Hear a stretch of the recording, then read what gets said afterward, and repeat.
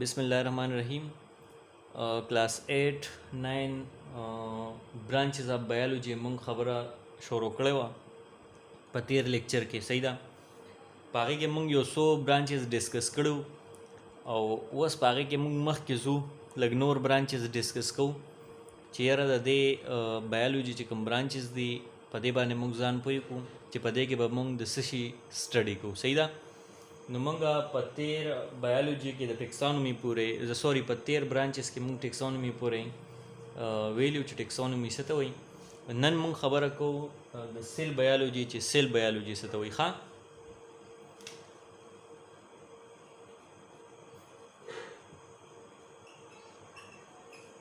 صحیح شو. سیل بایولوژي تاسو کو خیال وکړئ که نه. سیل بایولوژي اور سایټالوجي. صحیح شو. نن مونږ د دې دوه څیزونو خبره کوو. سیل بایولوژي او سایټالوجي یو شی دی ښه چې دا تاسو ته پته وي. خو تاسو ته جسټ زه دا هم وایم چې زه نن د سایټالوجي سټډي کوم نو چې تاسو اټومیټیکلی پوه شئ چې دا د سیل خبره ده. صحیح شو. اوس کو تاسو د نوم ته وګورئ که نه د دې نه به تاسو ته پته ولګي چې په دې کې مونږ سټډي د څه کوو. صحیح ده. اوس سیل بایولوژي چې کوم ده په دې کې به مونږ سټډي کوو د سیل. نو که تاسو وګورئ زمونږ سره پلانټس دي، انیملز دي، کم مایکرو ارګنیزم دي، په دې کې مختلف سیلز لګېدلې دي. صحیح شو. څه زمونږ سره یونی سیلولر دي، څه زمونږ سره ملټي سیلولر ارګنیزمز دي. اوس چې کله مونږ د دې سیل سټډي کوو لکه فار ایگزامپل دا زما سره سیل دی. صحیح شو. دا انیمل سیل دی یا پلانټ سیل دی او ما ته تر دې ځای پورې دا پته ده چې یاره دا ارګنیزم د سیلز نه جوړ دی. صحیح شو. د دې ټوله باډي چې کوم د سیلز نه جوړ ده. نو زه به څه کوم په دې سیل به ځان پویم چې یاره دا سیل دی څه شی. صحیح شو. نو چې زه سیل سټډي کوم نو بیا به ما ته د ارګنیزم پته لګي چې د باډي چې کوم ده د دې شیزونو نه جوړه ده. صحیح شو. اوس سیل چې کوم دی د دې سټډي به څنګه کوم د دې به زه آوټر ممبرین ګورم ورسېدی د دې زه انر ممبرین ګورم. صحیح شو. په دې کې به دننه زه آرګنیلیز ګورم. لکه فار ایگزامپل تاسو وګورئ که نه زما دا لاس دی. صحیح شو. نو په دې کې مختلف فنګرز دي. صحیح شو. د دې پکې ځانله فنکشن دی، دې ځانله دی، دې ځانله دی، ځانله دی. دغسې سیلز چې کوم دی په دې کې مختلف آرګنیلیز دي، د دې واړه واړه پارټس دي. صحیح شو. هغه څه دي مایټوکانډریا ده. صحیح شو. رایبوسوم دی. صحیح شو. ډي ان اے ده. ښه ګولجي باډي ده.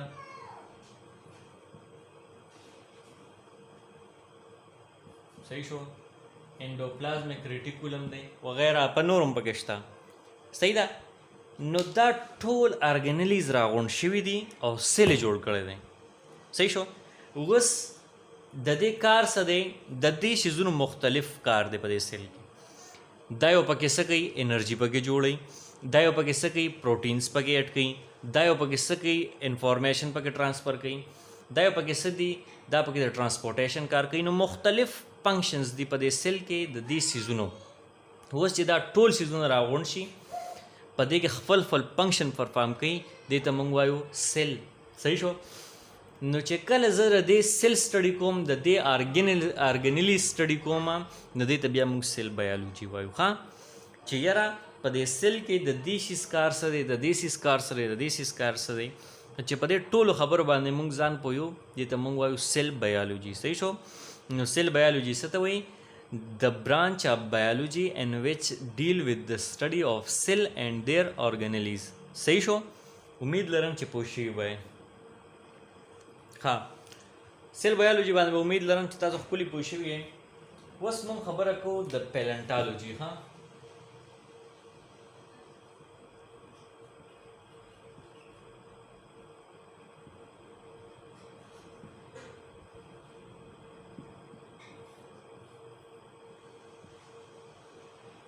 study of fossils organism. تاسو کو خیال وکړئ که نه زمونږ سره داسې ډیر ارګانیزم دي صحیح شو پای کې پلانټس دي انیملز دي چې هغه مخکې ډیر زیات او اوس کم شوي دي صحیح شو دا ولې کم شوي دي نو که مونږ خیال وکړو لکه زمونږ سره فار اگزامپل مخکې زمونږ یو قومي جانور دی مارخور دا په دې لینډ باندې مخکې زیات و اوس کم دي دا ولې کم دي دا ځکه کم دي چې مونږ چې کم دی نو ځنګلات اورېبل صحیح شو فارسټري مونږ ختمه کړه کورونه هم پکې جوړ کړه هسپتالونه هم پکې جوړ کړه نو هغه انیملز چې کم دي نو هغه ختم شو صحیح شو ځکه چې د هغې ته کمپیوریبل کنډیشن و کمپیوریبل انوایرمنټ و ته نو هغه څه شو ختم شو نو چې هغه کنډیشن ختم شو نو لازمی خبره ده چې هغې به بیا ژوندي نه پاتې کېږي چې کم انسان ته یا کم پلانټ ته انوایرمنټ فیوریبل نه وي کنډیشن ورته فیوریبل نه وي نو هغه سروایو نشي کولی ورسېدی دغسې داسې ډیر ارګانیزم پلانټس انیمل مخکې ډیر زیات اوس نشته نو چې کله مونږ د هغې پلانټ او د هغې انیمل مطلب د هغې لیوینګ ارګانیزم سټډي وسکو دې ته وایي پیلنټالوجي ښه د سټډي آف فوسل ارګانیزم چې کوم پخوا تیر شوي دي صحیح شو چې کوم مخکې تیر شوي دي د هغې سټډي مونږ کوو نو هغې ته مونږ څه وایو پیلنټالوجي ښه چې ذهن کې خبره پرته وي اوس کو تاسو خیال وکړئ نو په بایو کې مونږ دوه څیزونه سټډي کوو انیمل او پلانټ نو چې کوم زمونږ سره پخوا پلانټس تیر شوي او اوس یې مونږ سټډي کوو هغې ته به مونږ څه وایو پیلیو باټني صحیح شو چې کوم مخکې ارګانیزم تیر شوي او اوس یې مونږ سټډي کوو هغې ته به پیلیو باټني وایي او چې کوم انیمل مونږ سټډي کوو نو هغې ته به څه وایي لکه پیلیو زولوجي ورسېدی په خبره چې کوم زمونږ سره مخکې پلانټ و هغه تیر شوي دي اوس یې مونږ سټډي کوو هغې ته فیلیو باټني وایي او چې کوم ځناور دي مخکې تیر شوي اوس یې مونږ سټډي کوو هغې ته فیلیو زوالوجي وایي ښه اوس به مونږ خبره کوو د ایمیونیالوجي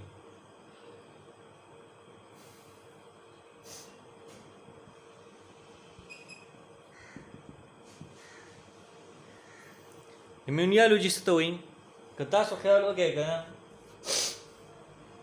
په دې کې مونږ سټډي کوو د ایمیون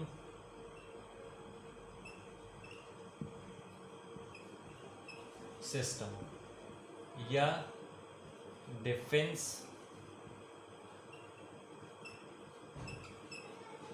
سیسټم صحیح شو تاسو کو خیال وکړئ زمونږ په دې باډي کې یو سیسټم لګېدلی دی هغې سیسټم ته وایي ډیفنس سیسټم صحیح شو ایمیون سیسټم هم ورته وایي او اردو کې ورته قوت مدافعت هم وایي صحیح شو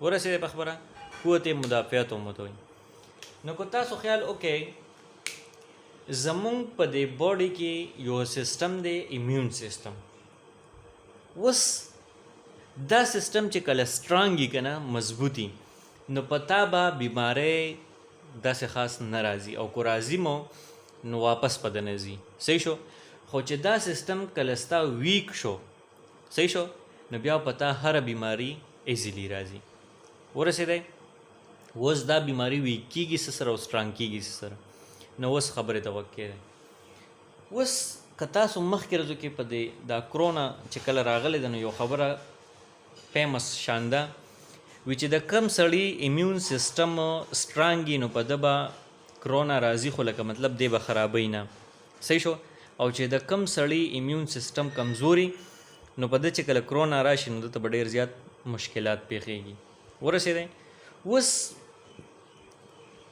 ایمیون سیسټم کمزوري کېږي څه سره نو اوس کمزوري کېږي دې سره که نه زمونږ په دې باډي کې یا زمونږ پر انوایرمنټ کې مختلف مایکرو ارګانیزم دي بیکټیریاز دي وایرسز دي صحیح شو دا بیکټیریا وایرسز چې کله ستا باډي ته ډېر زیات راځي مطلب ته خپل پروټیکشن نه کوي چېرته ګرځې ماسک نه لګوي نور خپل باډي پروټیکشن نه کوي نو دا بیکټیریا وایرسز به ډېر راځي ستا باډي ته نو ستا ایمیون سیسټم به څه کېږي کمزوري کېږي دویمه خبره دا ده چې د ایکسټرا یوز آف میډیسن لکه فار ایگزامپل ستا په سر باندې درد دی نو تا فینیډال ګولۍ هم واچولې فونسټان دې هم واچولې اومنیډال دې هم واچولې چې یاره سر درد مې ټیک شي صحیح شو نو دا ګولۍ خو لاړې شي ستا بلډ کې ستا د کم مسله چې دا هغه تا لټیک کي سر درد لټیک کي، خو بیا دا ستا ایمیون سیسټم کمزوري کوي. صحیح شو. نو لہٰذا که تاسو بیماری کې یا داسې نو کوشش کوئ چې کم ډیر زیات ضرورت نو بس یو ګولۍ چې په لږ درد وي لږ دغه نو بس هغه برداشت کوئ. صحیح ده. بیا چې کله دا ایمیون سیسټم ستا ډیر زیات کمزوري شي نو بیا پتا باندې دوايي اثر هم نه کوي. صحیح ده. که تاسو ګورئ داسې کسان دي که نه چې هغه ډېر زیات میډیسن یوز کوي. صحیح ده. او په هغه باندې ډېر اثر هم نه کوي. خو چې کله دا ستا سټرانګ وي او ته یو ټیبلیټ هم اچوې نو ستا هغه ټوله مسله حل کوي. صحیح ده. اوس دا سټرانګ کېږي څه سره؟ نو دا دې سره سټرانګ کېږي چې ته یاره میډیسن یوز کم کوې. صحیح شو. بل ایکسرسایز کوې. صحیح شو. بل ښه خوراکونه کوې. نو دې سره ستا ایمیون سیسټم شي سټرانګ شي. نو چې کله موږ د دې ایمیون سیسټم سټډي کوو دې ته موږ وایو ایمیونیالوجي. ښه. چې کله موږ د دې ایمیون سیسټم د دې ډیفنس سیسټم د دې قوت مدافعت سټډي کوو په دې باندې ځان پوهیو چې دا کمزوري کېږي څه سره سټرانګ کېږي څه سره دې سټډي ته موږ وایو ایمیونیالوجي. ورسېدې په خبره باندې؟ ښه. اوس د دې نه بعد به موږ بله خبره اوس موږ بله خبره کوو د انټمالوجي. ها.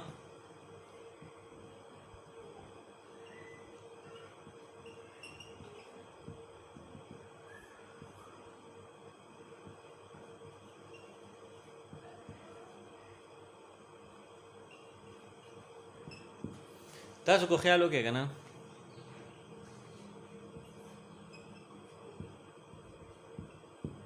حشرات به تاسو پیژنئ. زموږ سره ډېر زیات انسیکټس دي. صحیح شو. د دې سټډي پکار ده ځکه چې بینګ ا بایو سټوډنټس موږ له دا پکار دي چې یاره کم لیوینګ ارګانیزمز دي په دې باندې موږ ځان پوه کړو چې د دې باډي انټرنلی څنګه ده د دې ایکسټرنلی څنګه ده او دی په انوایرمنټ کې خپل ژوند څنګه تیروي. صحیح شو. نو چې دې ټولو علم موږ سره وي. صحیح ده. نو چې کله موږ د دې حشراتو سټډي کوو دې ته موږ انټمالوجي وایو. ښه. چې دا تاسو ته پته وي. د دې نه بعد موږ خبره کوو د جینیټکس. صحیح شو. چې جینیټکس څه ته وایي.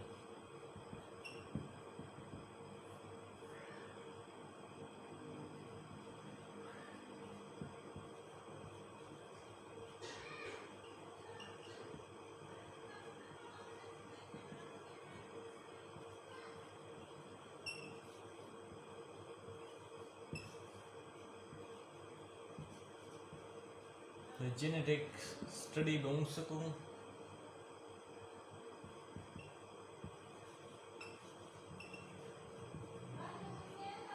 ښه. دې ښه اوس لږ غوږ کېدی ما ته. ښه. تاسو کو خیال وکړئ که نه موږ جین سټډي کوو. صحیح شو. څنګه؟ لږ وضاحت زه کوم چې ستاسو کلاس لو لیول والی 8 9 نو چې لږ کلیر پوه شئ بیا به تاسو ته مخکې راځي نو بیا به ښه پوهېږئ. چې کله مونږ سټډي کوو د یو کرکټر. صحیح شو. لکه فار ایگزامپل سمپل کو زه داسې ویم که نه یو ماشوم دی د ده آیز چې کوم دی بلو دي. صحیح شو. او زه ګورم د ده پیرنټس ته زه وګورم چې یاره د ده آیز بلو دي ورګه د ده د مدر چې کوم ده د هغې آیز بلو دي یا د فادر چې کوم دی د هغه آیز بلو دي. صحیح شو. نو چې دغه کرکټر زه سټډي کوم چې دا کرکټر دته د مور نه راغلی که د پلار نه راغلی که د نیکه نه راغلی دې ته وایي جینیټکس. ښه. چې کله زه یو کرکټر سټډي کوم چې هغه کرکټر چې هغه دته د خپل والدینو نه راغلی دې ته موږ وایو جینیټکس. ورسېدی په خبره؟ یو کرکټر سټډي کوم هغه کرکټر صحیح فار ایگزامپل د ده آیز بلو دي یا د ده ویښته چې کوم دي صحیح سټریټ دي نو دا کرکټر د تر چا نه راغلی نه چې زه هغه پیرنټس هغه کرکټر سټډي کوم چې کوم زوی ته راغلی دې ته موږ جینیټکس وایو. ښه. چې تاسو په دې باندې پوه شئ. نو دغه یو څو برانچز و دا موږ ډسکس کرنن دپاره دا پوره دي. تاسو په دې باندې مزید ځان پوه کړئ. انشاءالله نوره خبره موږ په نیکسټ لیکچر کې وکړو. نور برانچز به موږ په نیکسټ لیکچر کې وکړو. په دې کې که په کم ورډز باندې نه پوهېږئ ما نه کمنټس کې کوېسچن وکړئ. صحیح ده. او بله خبره دا ده چې دا ویډیو سټاپ کوئ نو ایزیلی ګورئ ها. تھینک یو سو مچ.